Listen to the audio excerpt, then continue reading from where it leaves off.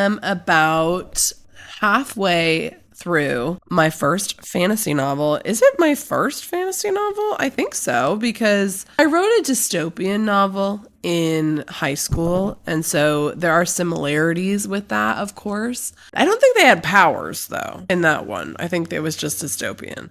Yeah, this is the first time where I'm actually having to do like anything with magic and world building and that sort of thing. And so I just thought I would do a little check-in of like, how is it going? Let's back up a little bit. So in August, I was 40,000 words into a thriller that went by the alias of Project Sunshine that I had been working on for the better part of the summer. Like I'd worked on it for a couple months at least, getting to 40,000 words, and I really was intent on finishing it. I had had a little brainstorm outline sort of thing for the book I'm working on right now, but it wasn't really in my plans to start writing this book until next year.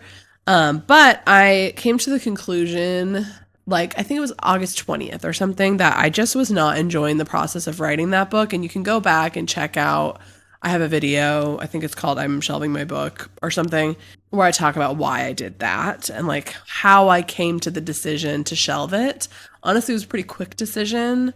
Life's too short to write something you don't like.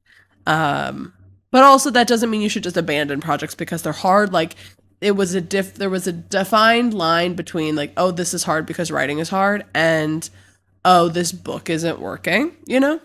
But then I started, like, quite literally the next day writing this project, which it goes by the alias of Never Been, but I don't really call it that very often. I think I just call it my fantasy project. Like, I had a Save the Cat outline. I did have an outline. It was not quite as thorough as I maybe thought it was.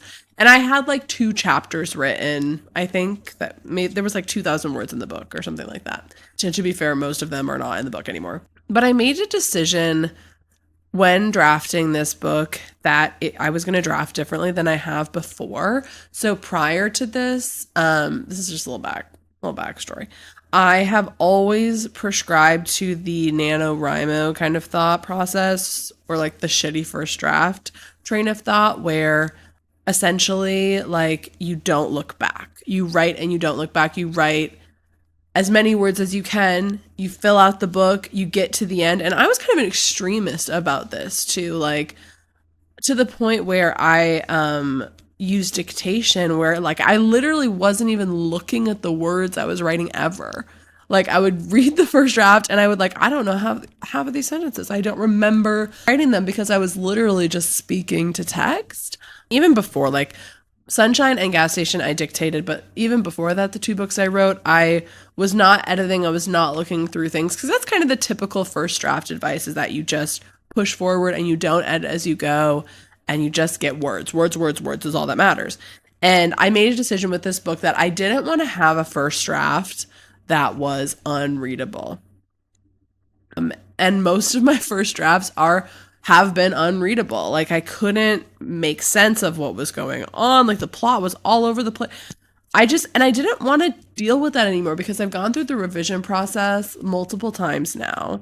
And I just realized like, why should I have to like take this really messy draft and try to like see between the lines and try to remember what I was thinking about 4 months ago when I wrote it. And instead, what if I could just like go through the chapter right after I write it and edit it to make sure that like, oh, this might be a plot issue. Let me write this down. Oh, I don't like the way that this scene flows. I don't like how I'm introducing this character. And fixing things before they became these huge, big, blooming problems. And I'm not even saying that I recommend this, but if you're if you're writing a first book and you're struggling to get through the first draft, I would say just push forward. But if you are like maybe just tired of your writing process taking so long, I essentially combined my draft 1 and 2 into the draft 1.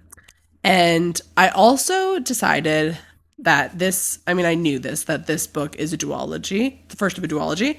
And I wanted to write the duology as one book, like treat it as one book in my head for at least the first few drafts. And then once we get into like line and copy, edits to then treat them individually, but like I want to write draft 1 of book 1, and then I want to write draft 1 of book 2 before going back and doing any developmental edits on book 1. I think this works for duologies. I mean, I don't know yet. I haven't gotten to the second book yet. So I might be getting to the second book and being like, never do this. I think we'll really know when I actually start doing dev edits, but I just wanted to see the whole story for these two, especially because it is a romantasy. And I feel like duologies more so than trilogies, like you need both books to have a complete arc. I mean, there is a complete arc in book 1. Like we do resolve the main central conflict of book 1, but there's so much going on. Whereas I feel like but the conflict is similar. It like extends into a second book. Whereas I think in trilogies, like you get a whole new conflict in the second half of a trilogy usually. Like most trilogies, or some, you get like a new conflict for each book. I don't know. This is just like what my impression is. And I just wanted to try it out this way. Anyway, so my outline for this book was pretty sparse. But it was like, I did know here's what happens in the book. The first half, much more so than the second half, I'm realizing as I start to write the second half. But I know like where the characters go, like what their goals are. I know how everything resolves. I know all of the twists. I know all the beats of the story. I know what happens, but I don't know how it happens, essentially, like on the page. I kind of just jumped into it without really doing any prep. Like I'd already done the brainstorming and the outlining like months ago. So I sort of knew what the story was already. I think I really just started like writing it. Like Tuesday I was writing a thriller and I was 40,000 words in, and then Wednesday I was writing a fantasy novel and I was on chapter 2 and I was just jumping in, and it's in a different tense, in a different point of view. It's a dual POV but third person close, which I have written in third person close. My the book I wrote in college isn't third person close. That book is a whole other story that we don't need to get into today, but and because of that, like I don't think I've really taken a breath to stop and think about like, what am I doing? Like, is this going well? I think overall the answer is yes. The book is going well. I have a lot of like gratitude that the editing as I go is what I'm deciding to do. So I write a chapter, and then before I write the next chapter, I edit through the chapter I just wrote. And it does take longer. I would say my words per hour pace is slower with this book, especially knowing I'm going to go back and edit. And so also like the chapters per day, like I rarely will get through more than 1 chapter a day. And honestly, sometimes it takes most of the time, it takes a full 2 days to get through 1 chapter. And I think the only reason I've really been able to move quickly through this draft, because I mean, I'm already on chapter, I think 17 or 18, is because I've had like multiple like dedicated writing weekends where I was able to write like 10,000 or 8,000 words in 4 days. But most weeks I work on like 2 chapters throughout the week because I'm going back and editing. And I do like that. I do like that I go back and I can read chapters and I'm happy with them. And I feel like the story is cohesive and has a similar like feel and tone, because sometimes in a first draft, or you jump into writing for that day and maybe you were reading something crazy. Like my reading habits vary a lot. Like I read like Victorian literature and then I'm reading like a reverse harem mafia book. Like it's all over the map. And so sometimes if I go into writing and I've just been reading some wild cuckoo bananas Kindle Unlimited book, which I love every second of, then like I bring that tone into it. And so having the like going back in and being able to like, no, this is not what the tone of this book is. Like, let's go back, has been good. I think I'm really going to be happy with the draft that I have after this. Like, I think I'll do 1 read through and then probably pass it off to an early round of developmental feedback, depending. We'll see, but I'm not going to do that until I'm done with both books, because then I'll be able to know like, oh no, I do need to change something major in book 1. I mean, okay, I say that's if I write to the outline, because if I write to the outline, like I don't see any plot holes at this point that I would need to fix. Like I would fix things before going to beta readers. The prose would be at a level where I would feel comfortable having people read it. So that has been good. I also really do like writing fantasy. I read so much fantasy. I've talked about this on my channel before. Like most of my reading is like indie published or traditionally published, like standalones or series. Like romantasy is my most read genre. I just enjoy it. I just enjoy peril. I've read so many of them that writing one, it kind of feels like I'm slipping into this voice that I've always like had. Like it has not felt really that difficult to find the voice and to find like what should happen in this scene, because that's the thing about writing that people don't talk about is like you can have plot points. Oh, you have to go and do like all these things have to happen, but you have to actually write like what are they doing every day? Like where are they walking? What are they wearing? Like sure, they have a love confession, but are they skipping stones? Are they walking through the forest? Are the forests real? Like do they have like you have to decide literally every single thing, which I mean obviously. But I think that's one of the hardest things about writing to me is like what are they physically doing in this scene? I know how they're feeling. I know where they're at in their character arc. I know where we're at in the Save the Cat beat, but what are they doing? You know, it's been easy to an extent to come up with like, what are they doing? Because I have read so many books in this, like they take place like in this sort of time period, in this sort of thing. And that was my intention. This is going to sound crazy. I don't know. I'm not out here trying to write like the most original fantasy novel of all time. I know that the things that I'm doing in this book have been done before. Not in a way that I am plagiarizing or like taking beat for beat from, this is not a Powerless Red Queen situation. I'm not taking the plot of another book and transposing it into my own words, but it's like, there are things in fantasy novels that have been done, like the knife to the throat, the like kidnapping in the woods, the male main character kidnaps the female main character who's a princess. Like these are not original things, but they're not specific plot points that, you know, from different books. It's like how in thrillers, there's always a murder, or not always, but like there's a crime going on, and like maybe there's a police officer who falls into a certain stereotype. Like it's just kind of, there are conventions in every genre and things that are common in every genre. And it's like how each author individually goes about doing them. Like tropes. What I'm trying to say is tropes, I fear, but even more specific. Like, and my intention wasn't like, I'm going to turn every trope on its head. I'm going to try to do something. No, I have been reading fantasy romance and I've been loving it for so long. Like now is my chance to just like write it myself. Like write a book I love to read. Like, oh yeah, my meet cute of these main characters is him beheading someone in front of her who was attacking her. It is. I don't know. That actually might be a read. I don't know if I've read that before. Actually, that's not their meet cute, but it sort of is. I don't know how we got here. Because I do think that like my plot is fairly like, it has like an intriguing premise. And it has a lot of that like butter and sugar. It's like I'm eating a bunch of cookie dough. You know, like when I go into a fantasy romance novel and I'm looking for things that are pretty common in the genre that I want to read. And so that's what I'm going to write, you know? So it's been fun to write because it's like all of these things and elements that I love. So, but what has been challenging, and I do want to talk about what's challenging because I think I titled this video like it's been more difficult than I expected, because it has been more difficult in certain ways. And I think the area of writing this book that has been more difficult than thriller is that you have to like make decisions on such a broader level. Like in a thriller, you have to make decisions about like, what kind of crime is this? Who is the killer? What is the big twist? How is our character involved? But you don't have to decide, is there a sky? Do dogs exist? Is there plumbing? Like, unless you're writing like historical.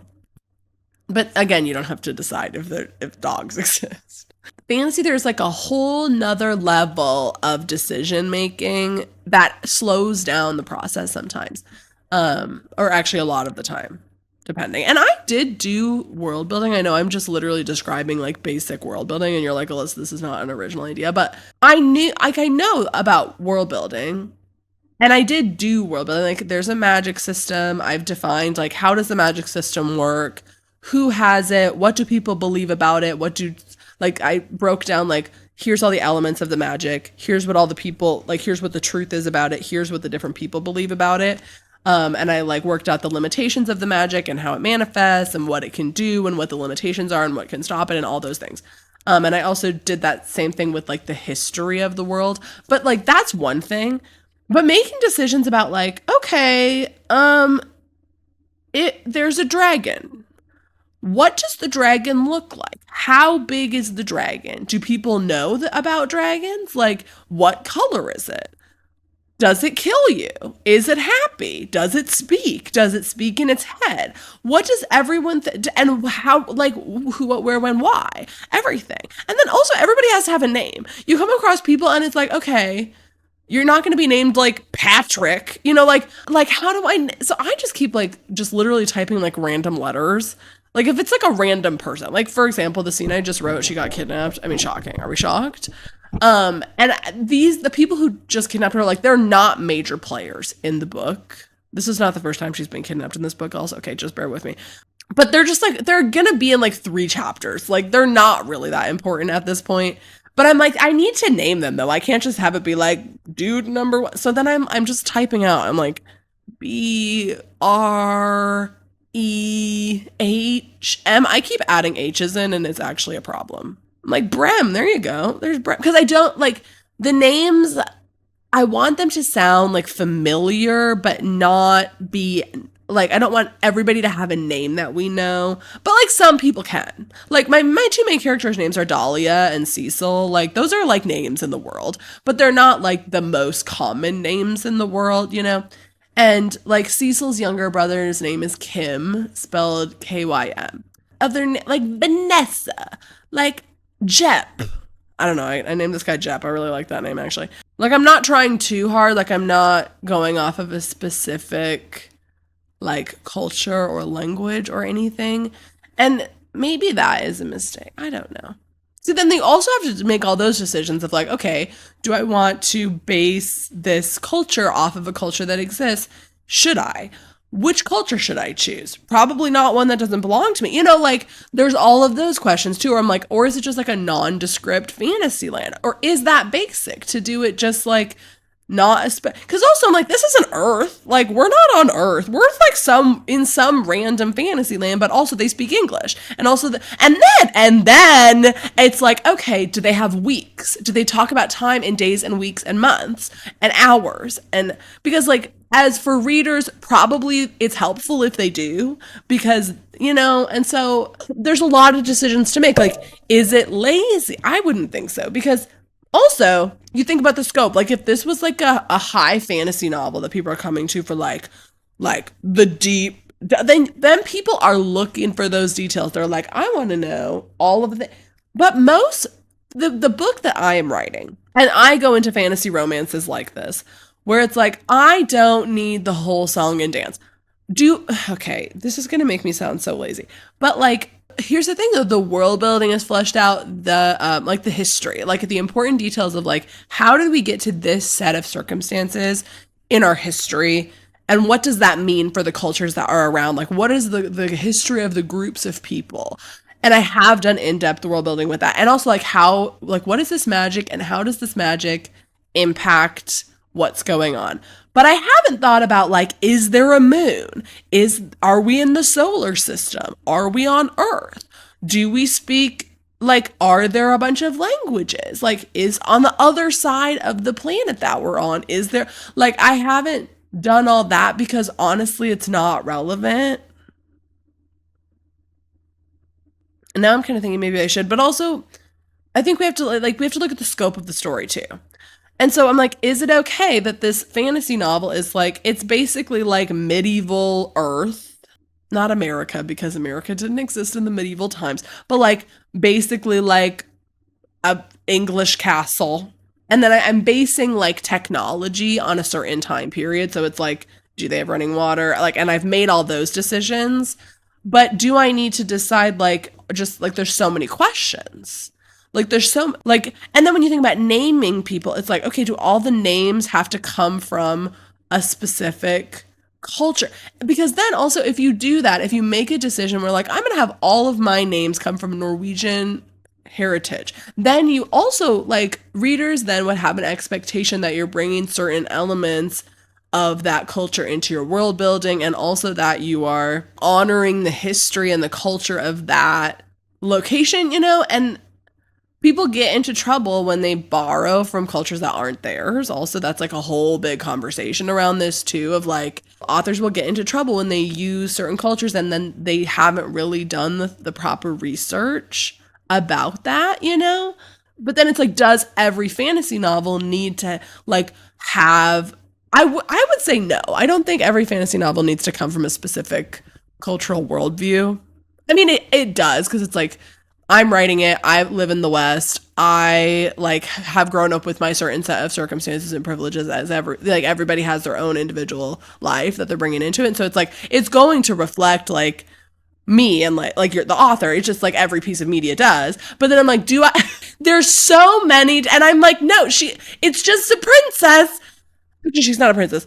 It's like a fake princess getting kidnapped by a sexy man in the woods. But then I'm like, I also do want to like think critically about the themes that I'm putting into the book, because when there's world building and when there's struggle, like these are all like relevant, you know?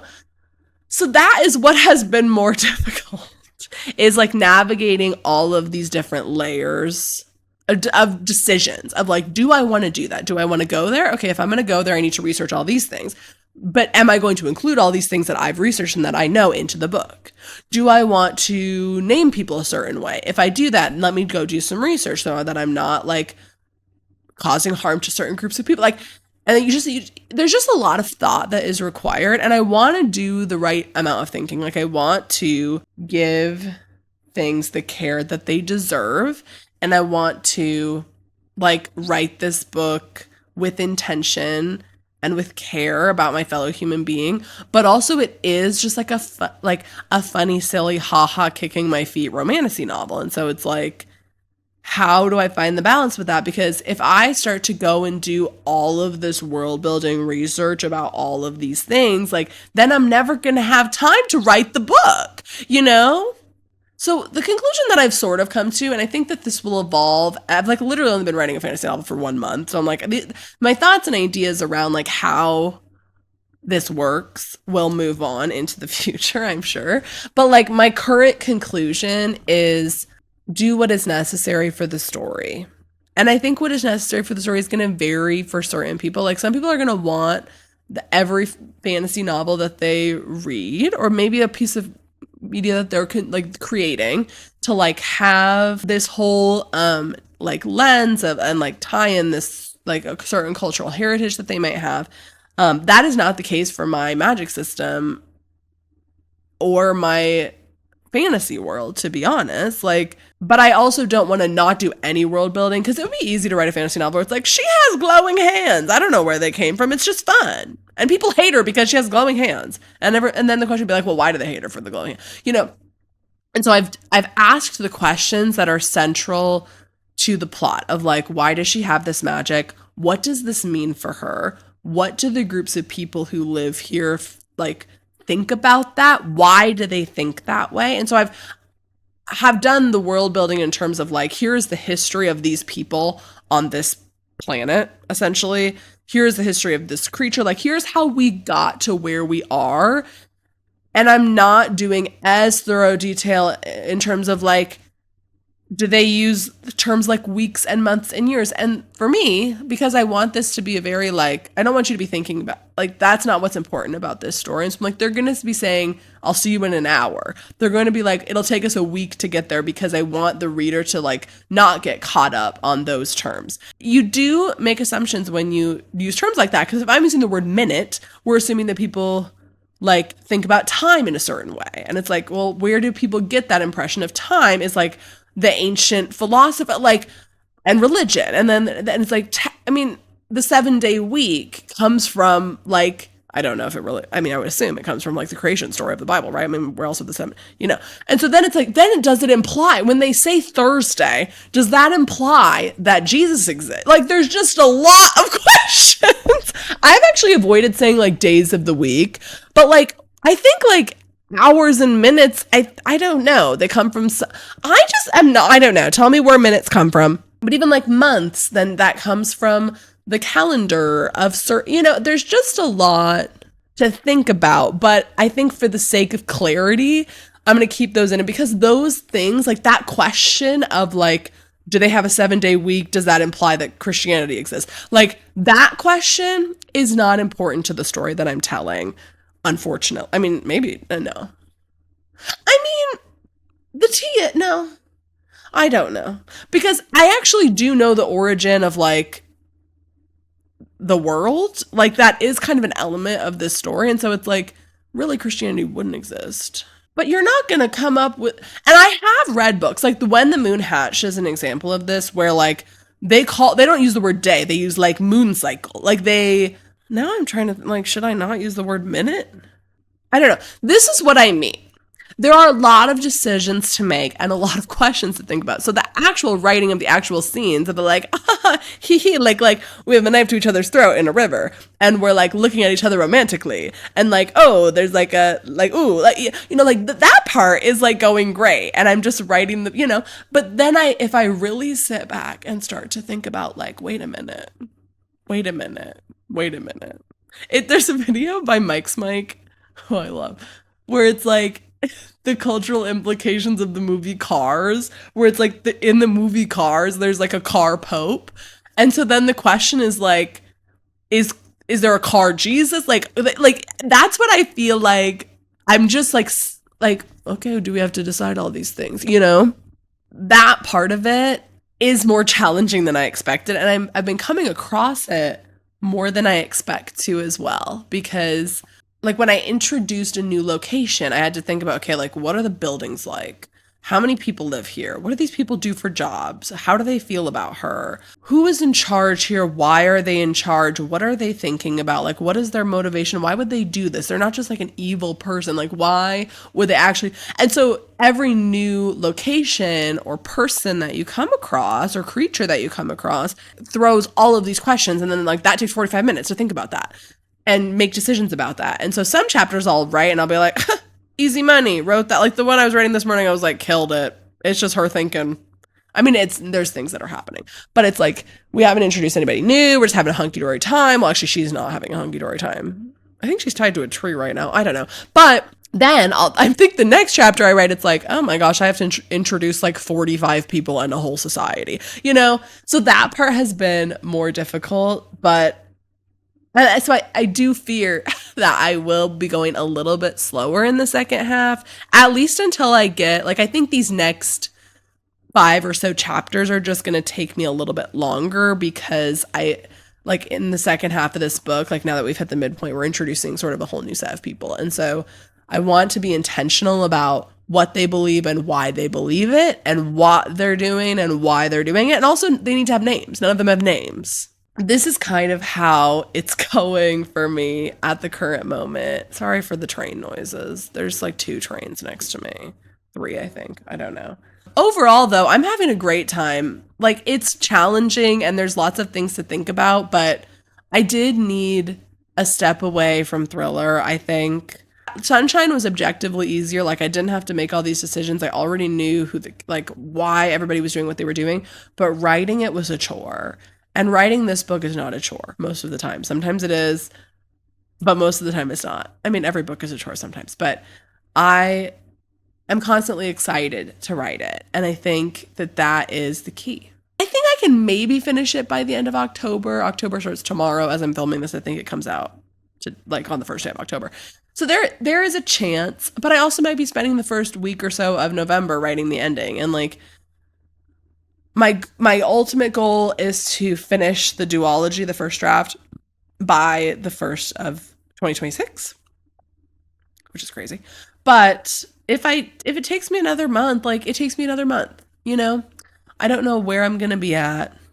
and what I'm going to be thinking about and what might have changed in that time. And so I'm enjoying it. I'm enjoying the challenge, but it is a little bit more of a big brain activity than I was thinking. So comment down below a planet emoji, or like, what question do you have about like just one of the,